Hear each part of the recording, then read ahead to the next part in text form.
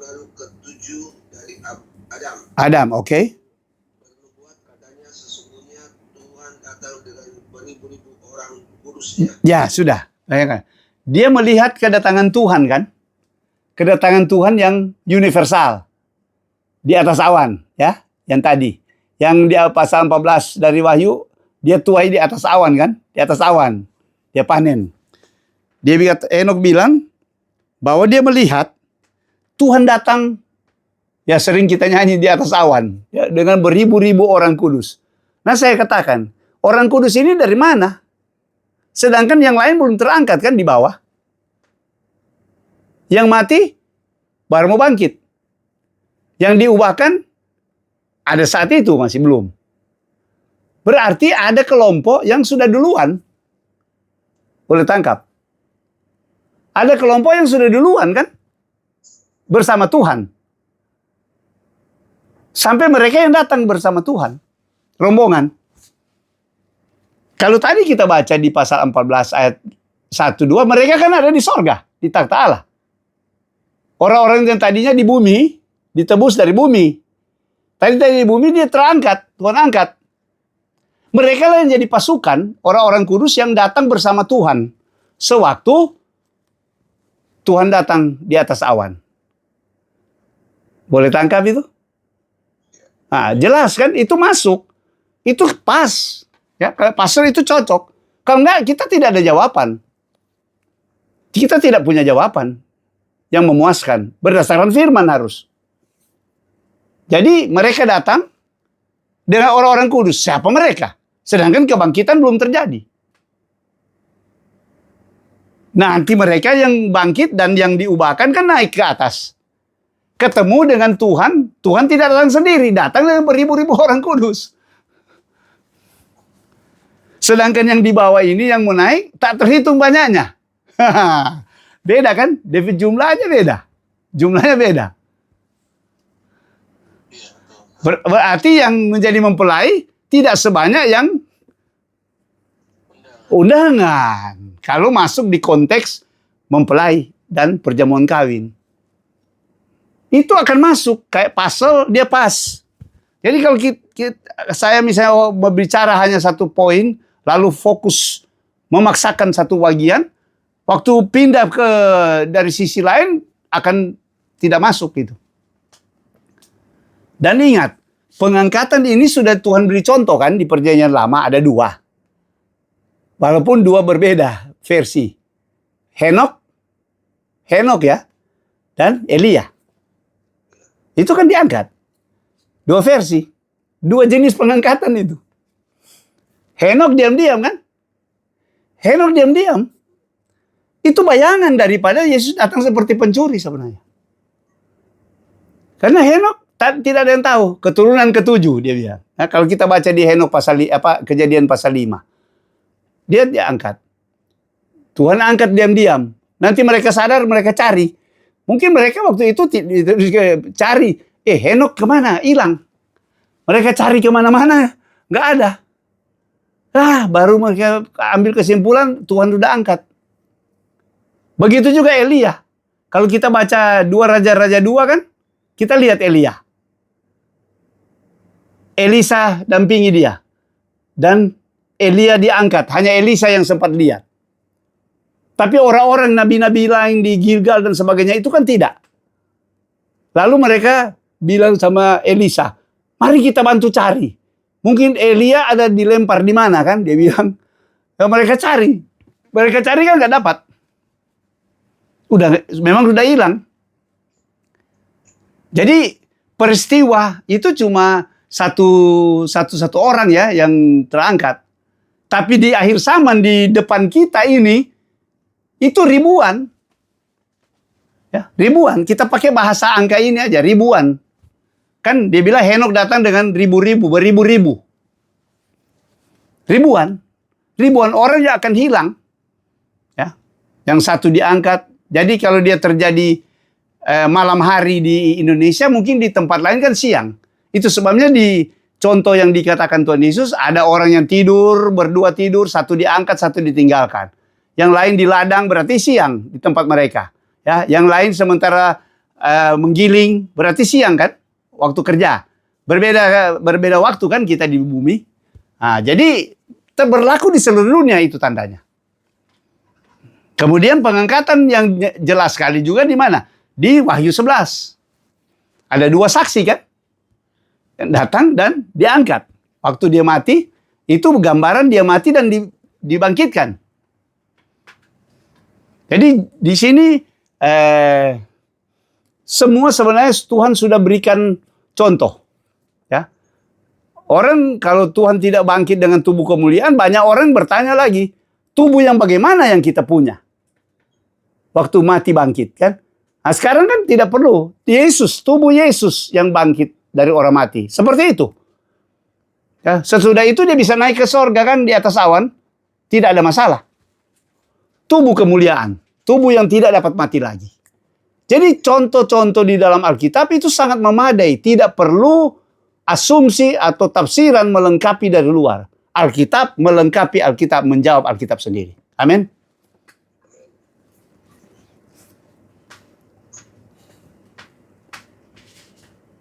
Dikit lagi. Ada 15 menit lagi mungkin.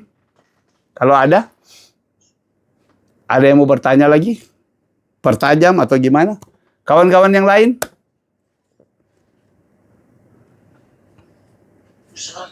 Ya. Bertanya ini. Iya, Pak Hendra ya? Oke. Tentang Israel. Oke, yang ada sharing ke kita ya. Oke. Silakan. Kita masuk dulu Yahudi. Oke. Seru lagi. Oke.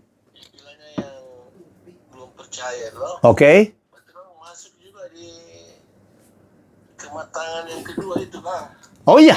Jadi kalau bicara jemaat Tuhan, kan tadi saya bilang kan ada 3 kelompok di mata Tuhan ya.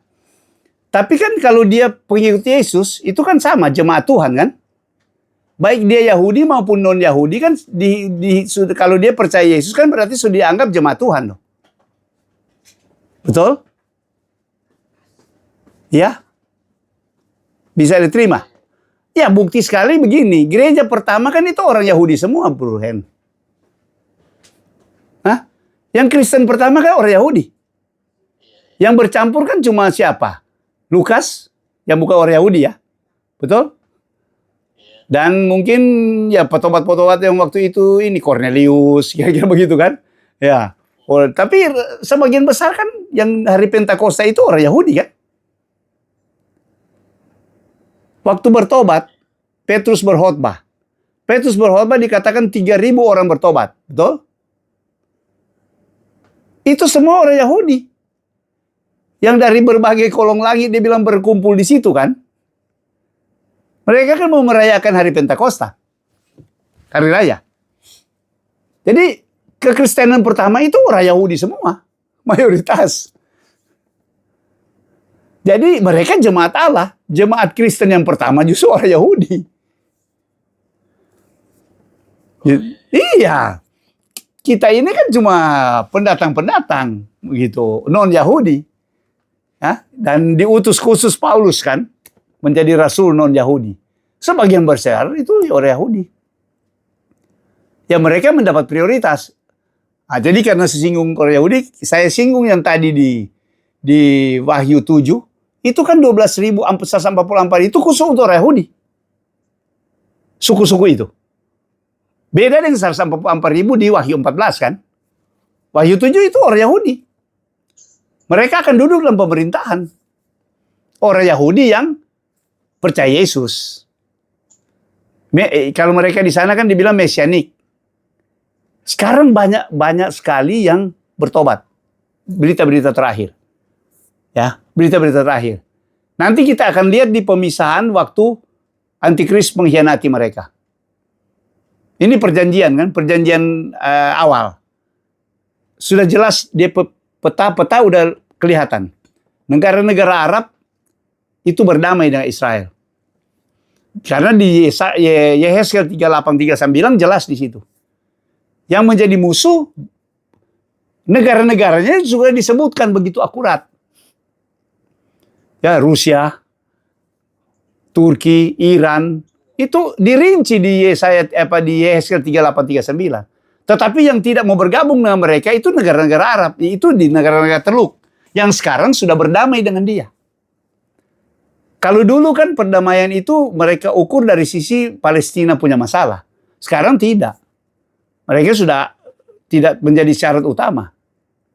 Sebentar kita ketinggal akan lihat kan pertarungan menyangkut bait suci. Ya, bait suci. Jadi bait suci mereka udah siap. Ada kan dia punya institut bait suci. Sudah siapkan semua, dia punya peralatan.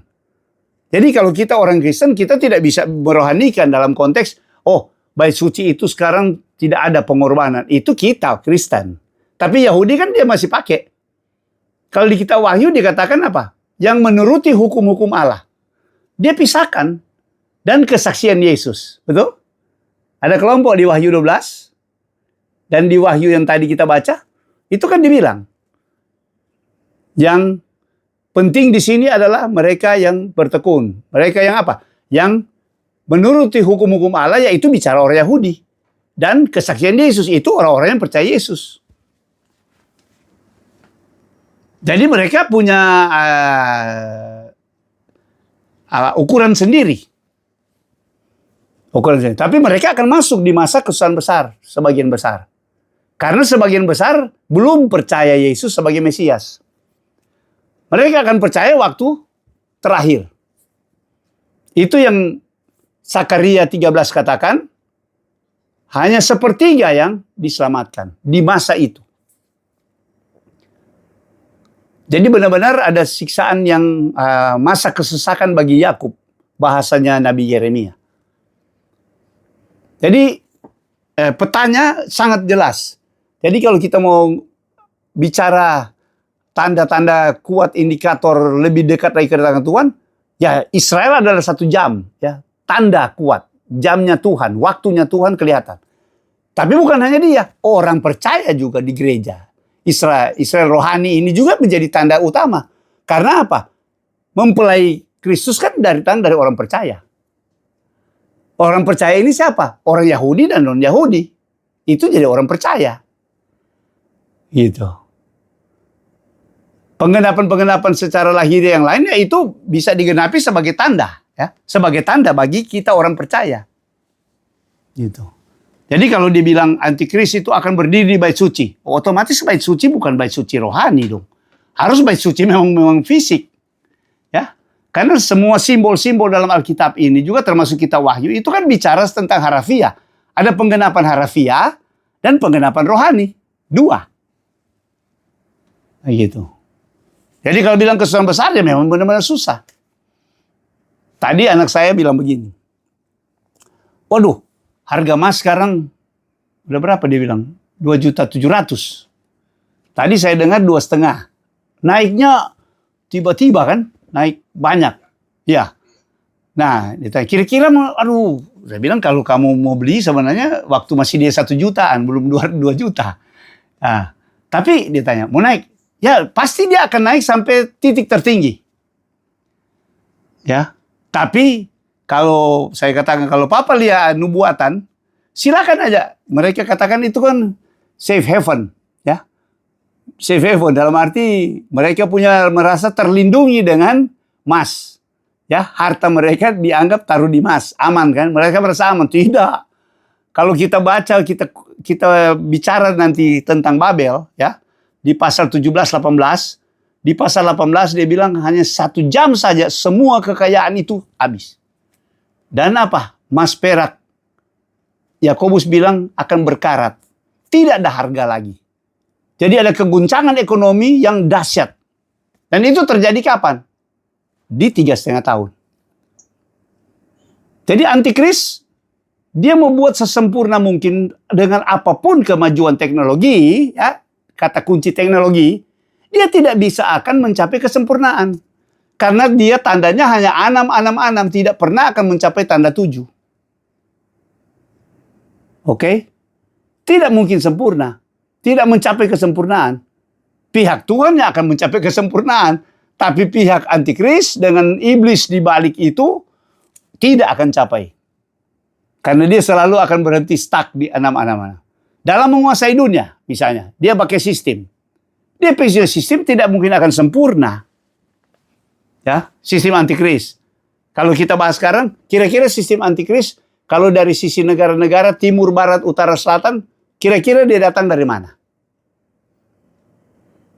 Utara Rusia, jelas kan? Utara Rusia, timur Cina, dan koalisinya. Ya, kita bicara dan koalisi masing-masing. Selatan ada juga, negara-negara selatan, ya, termasuk Mesir. Barat Amerika dan Eropa. Otomatis. Nah, kira-kira antikris mau datang dari pihak mana? Pertarungan di Gog Magog di Hesel 3 belakang melibatkan Rusia utara. Cina masuk di Harmagedon, pasukan dari timur. Oke? Iya. Jadi dia akan hancur di situ kan? Dan pastikan mereka tidak pernah akan tunduk kepada Amerika dan Barat. Pasti kan? Kalau sekarang kan udah lihat. Jadi kalau dibilang misalnya kemungkinan besar kalau dilihat spek antikris dia bilang dia datang dari antara kita. Pertama, orang percaya. Kedua, antara kita ini kita tafsirkan sebagai orang Yahudi.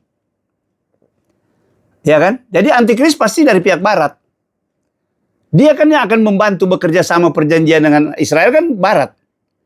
Sekarang kan Trump yang buat perjanjian. Ya, dia yang menginisiatif. Sampai kan baru-baru ada, mungkin Bu Hendra lihat di mana?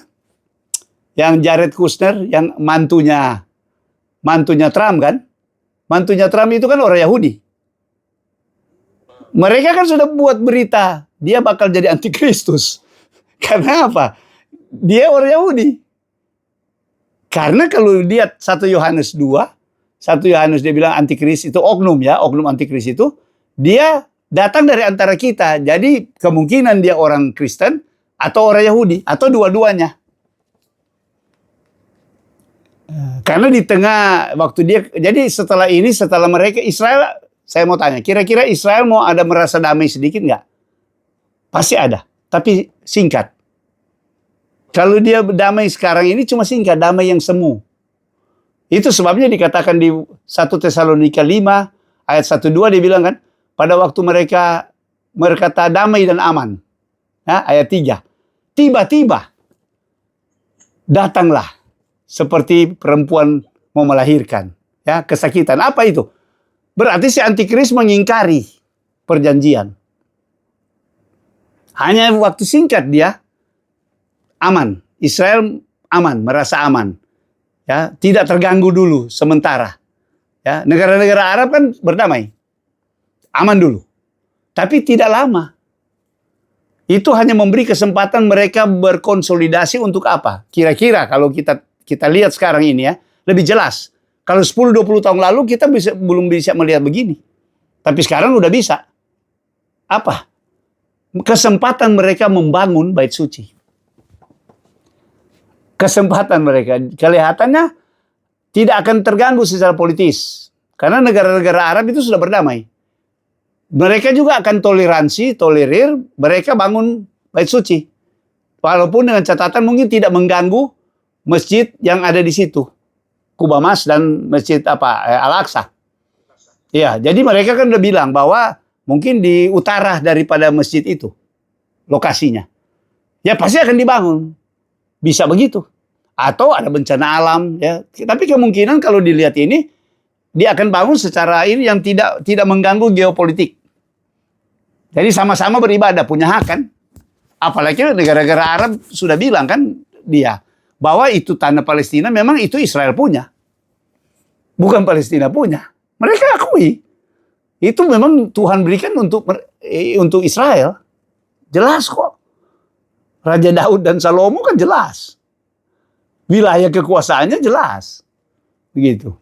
Jadi di atas semuanya, semua akan menggenapi apa yang tertulis dalam firman. Dan yang saya kagum adalah firman Allah ini begitu akurat. Akurat hebat. Nah, di satu sisi, terima kasih Tuhan. Walaupun bukan mudah lagi kita ini, tapi masih sempat lihat ini penggenapan mendekati akhir. Dan kalau Tuhan berkenan masih bisa sampai akhir. Ya, paling tidak sampai Tuhan angkat ke Bukit Sion, ke takhta Allah. Nah, saya sudah katakan ya, itu VIP, itu VVIP. Kenapa? Tidak merasa mati. Lalu tidak merasa Firdaus orang mati. Karena diangkat langsung, siaran langsung sama kayak Henok. Diangkat ke takhta Allah. Henok kan tidak merasa Firdaus. Orang mati. Langsung Firdausnya sorga. Ingat, Firdaus ada dua. Yang di Firdaus orang mati, yang penjahat di sisi Yesus ketemu kan, habis mati, Firdaus. Tapi Firdaus dunia orang mati. Tapi yang Paulus lihat Firdaus sorga. Disitulah 144.000 itu tinggi ke situ, terangkat ke situ. Bukankah kita terbuka untuk kita? Karena kita masih hidup. Beda kalau kita udah mati. Jadi selama kita hidup, kita masih punya peluang, kesempatan untuk masuk situ.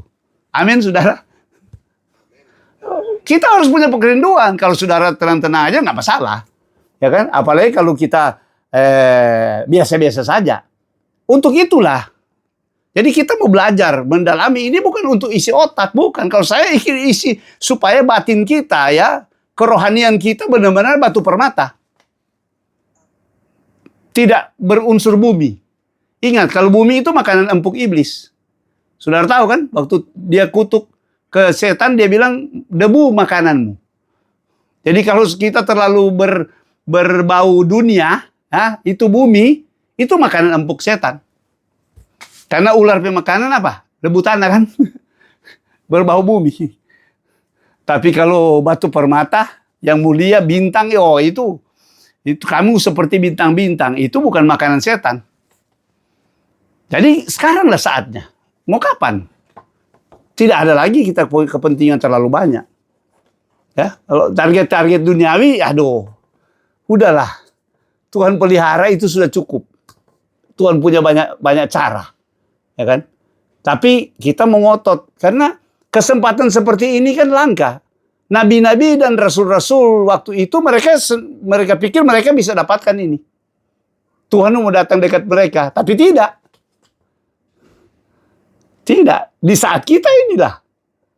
Kita, aduh ini orang-orang khusus lah yang Tuhan izinkan masih hidup. Saya kalau ngomong gini, saya sangat bergairah. Ya kan? Saya bergairah. Oh, berarti bisa aja dalam rencana Tuhan bagi pribadi kita masing-masing, Tuhan mengizinkan itu. Karena itu hal yang ilahi, yang berkenan bagi Tuhan kan. Yang berkenan bagi Tuhan yang kita mau ngotot ini. Bukan yang tidak. Yang menjadi kehendak Tuhan. Dan kehendak Tuhan utama dalam rencana kekalnya. Jadi spirit ini, ya gairah ini, ya saya rindu membagikan, menularkan ini lagi. Kira-kira sedikit tentang Israel, walaupun kita tidak fokus bicara itu, Pak Endra, Pak Gembala, bagaimana? Bisa tangkap? Bisa ya?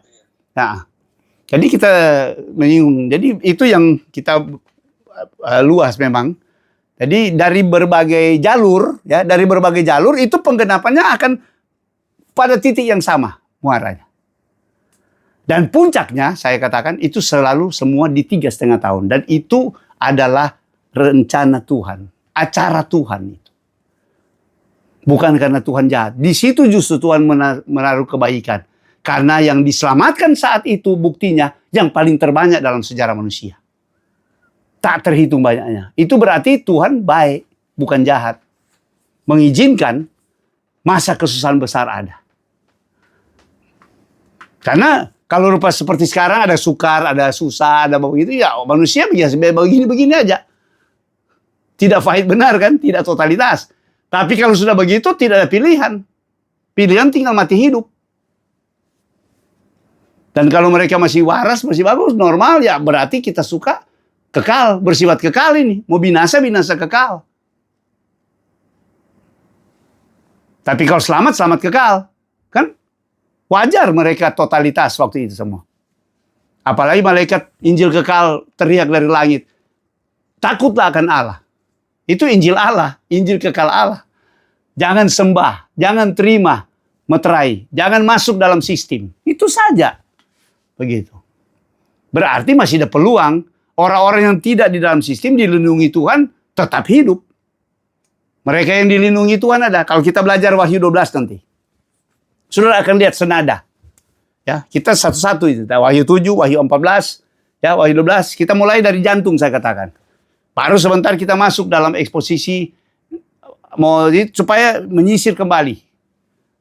Dan kalau bisa sampai berkelanjutan sampai Tuhan memberikan pewahyuan-pewahyuan lebih kuat, lebih terang. Kita melihat bagaimana suasana kerajaan 1000 tahun damai menurut Alkitab. Bagaimana langit dan bumi baru menurut Alkitab. Itu kan indah sekali itu. Kita masuk pada sonasi kekekalan. Amin. Cukup?